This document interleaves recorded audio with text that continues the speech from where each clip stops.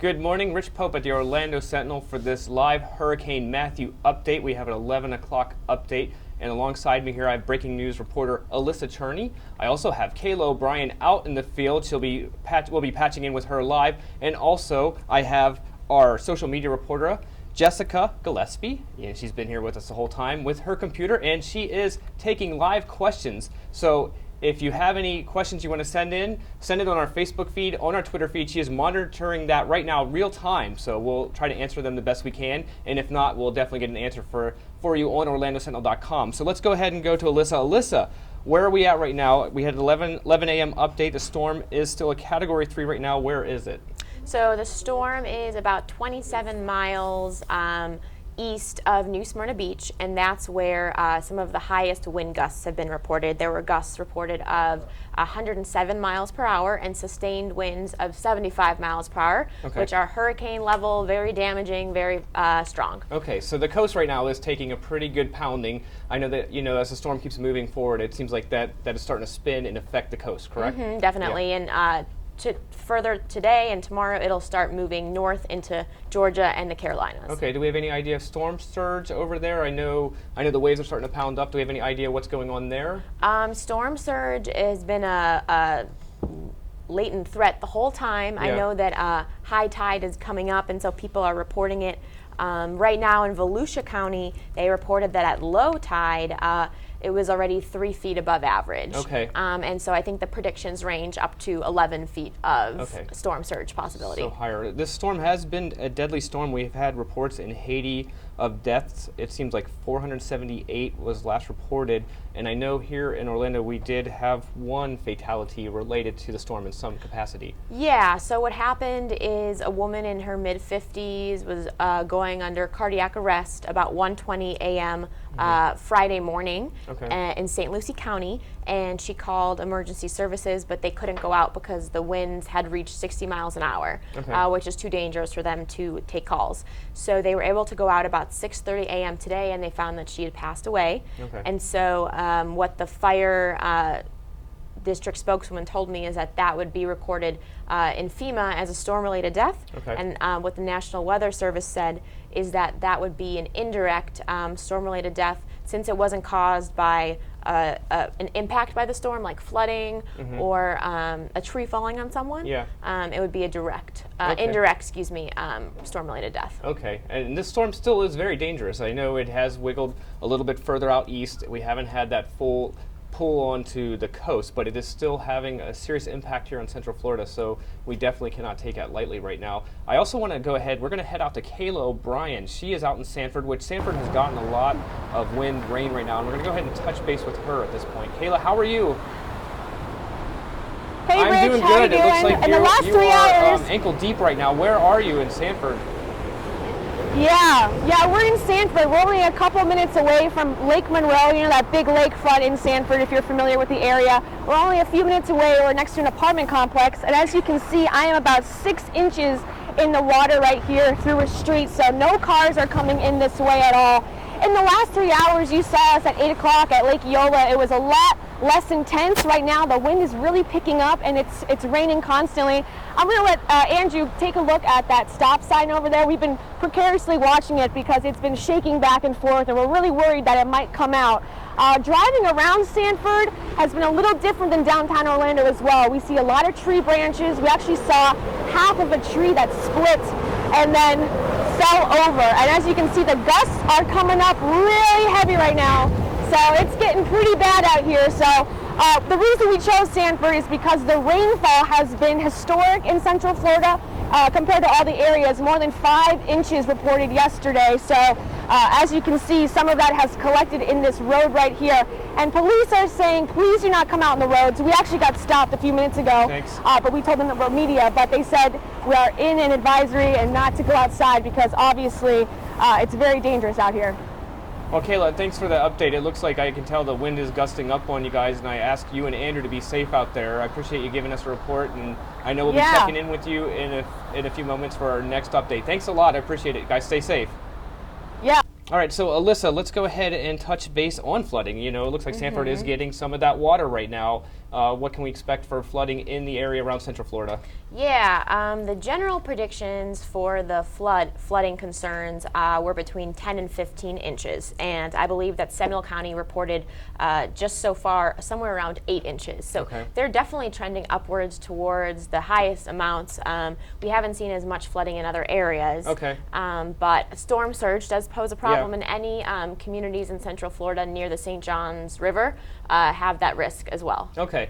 So with the waters not nearly as bad as we were predicting or projected to, so that's great news here for Central Florida, but I know this storm is still going through, so there's still potential for more. Yeah. It's generally stayed a little bit farther away from the coast as originally anticipated, which is why the effects are a little diminished, but they still are really severe, especially the winds out there, in Brevard County and Volusia County. Okay, Jessica, let's go ahead and touch base with you. Anything that we need to answer? Any questions coming through? Concerns? Yeah, we've got a lot. We've got a lot of people here chatting with us.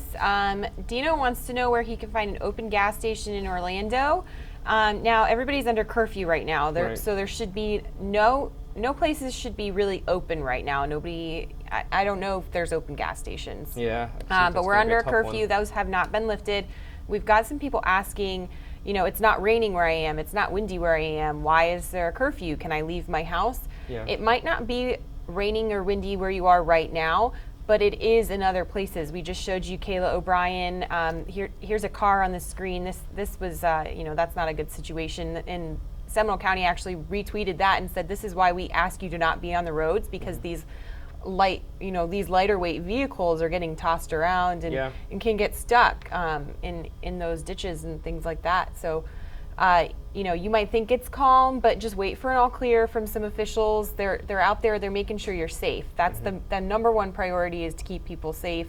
Yeah. So you don't need to worry about getting gas right now, because you just shouldn't even be on the road. Yeah, I know as this goes on, you kind of get that cabin fever, and you kind of see that it's just raining right now. But as you said, there's still more possibly coming, and it's probably best just to hang tight and stay indoors right now. And some counties are saying that the worst part of the storm is going to pass around noon today. So we're not even there yet. So you might be holed up in your house, wondering why you're not out and about, but you might not have gotten the storm passed through your area yet. And when it does, it could be really devastating. Yeah, let's touch on those driving conditions right now. They are still dangerous, correct?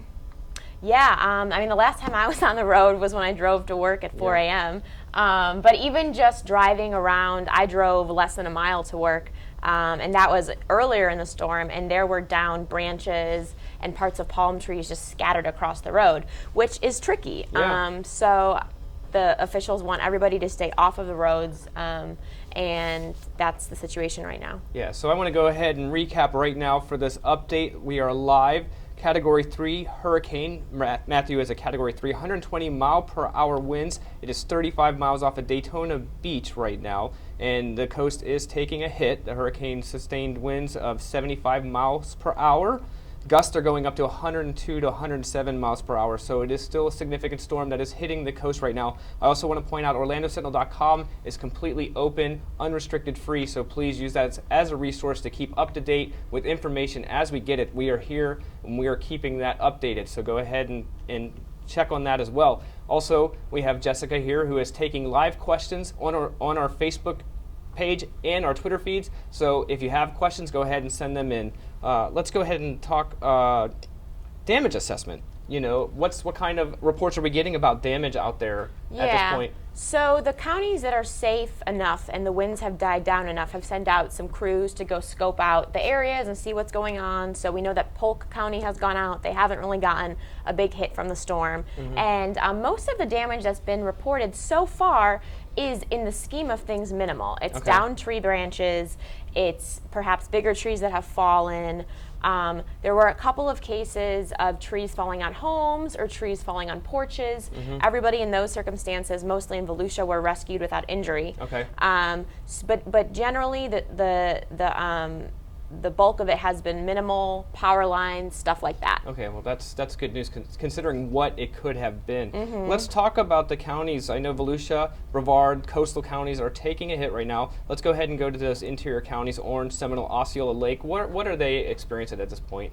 Yeah, We're experiencing rainfall, varying amounts in different places, and strong winds. I mean, if you look at some of the waves crashing over at Sanford near the pier, you can get a sense of that. But in general, we are not in the direct path of the hurricane or Matthew's eye, and so because of that, we'll be spared a little bit of intensity, but conditions are going to deteriorate into the afternoon. So we should expect to see kind of just varying weather, eccentric weather going forward. And there are quite a few power outages in the area. That's that nuisance of, power going out. That's where it gets a little tricky. Can we talk a little bit about that? What are they experiencing with power outages at this point? Yeah, there's more than 400,000 power outages across the state. And most of them are in Central Florida. We have over 300,000 in the different counties. Some crews are working to restore them. They have to make sure the conditions are safe enough for them to go back outside. For example, Lake County had said that it was going to restore, I believe it had just under 2,000 power outages by 10:30 a.m. today. So that's still a work in progress. I've seen on Twitter some people in Oviedo don't have power. So it just depends on where you are, but sit tight if you don't have power. Right. Okay, Jessica, I'm going to go ahead and check back in with you. I think questions about businesses opening. I know someone mentioned going to get gas. I think someone might be out there thinking, the rain's kind of, slowed down. Are businesses opening? What would you say about that? I haven't heard about any businesses opening.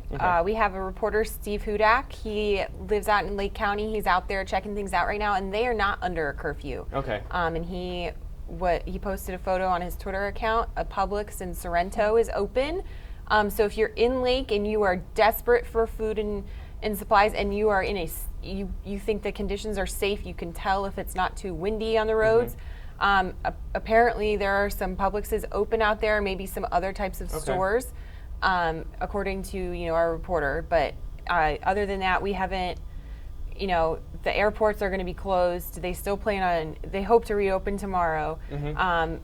We still have just our main list of things that are closed right now, and haven't really gotten to the point where things that are open, since so many people are still under curfew, you don't want to give people a reason to try to leave their houses when they shouldn't. That's understandable. Like as Alyssa said, that storm is still significant. It still has potential to come and give us some more gust of winds and dangerous. So let's go ahead and talk about Hurricane Nicole out there in the Atlantic. She has downgraded right now, right? Yeah, so this is really good news for anybody who's tracking Nicole. Nicole has actually dropped from a Category 2 hurricane to a tropical storm. And they said that she's very sluggish, she's barely moving, expected to go south a little bit. She's hovering right around the Bahamas, around Bermuda.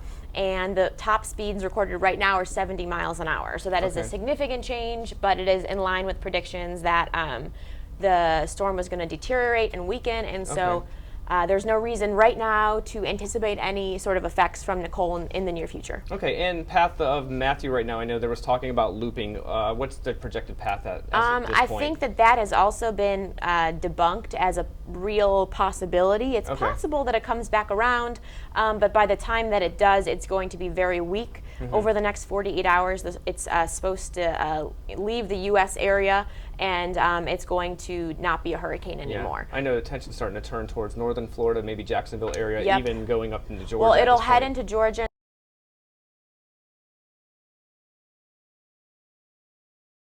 Expected to dissipate. I want to go ahead and recap on this live update. We have a Category 3 storm right now with Hurricane Matthew, 128 miles per hour, 35 miles off of Daytona Beach. New Smyrna Beach is taking a good hit right now. 75 mile per hour sustained winds, and with gusts up to 102 to 107 miles per hour.